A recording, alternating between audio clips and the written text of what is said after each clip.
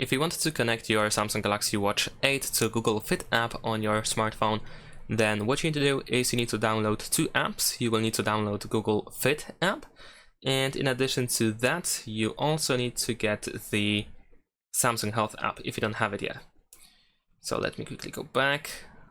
I don't want to deal with that right now. Let's go back over here.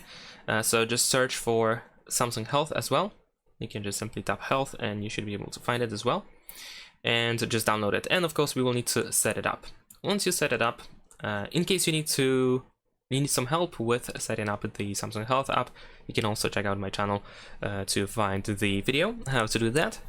Although it is pretty easy. Now, once you are in the app, you can tap on these three dots on the right side and then open settings. Over here, we're gonna scroll down and we need to find Health Connect.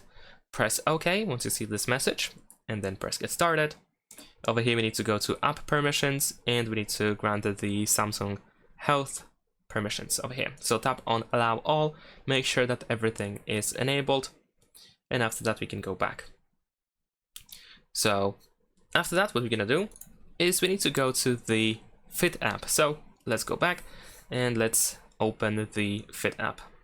There we go. So now what we're gonna do is we need to continue, and once you fill everything in, you should be able to press Next over here to continue. You can choose your daily goals, so let's just set up. And what you're gonna do next is we're gonna go to the profile over here in the bottom right corner, and we need to tap on this setting icon in the top right corner. Now we're gonna enable Sync Fit with Health Connect, and we're gonna press Set Up. We need to allow everything, and then press Allow button in the bottom right corner. And then we are connected. And that's pretty much it. Thanks for watching, leave a like and subscribe.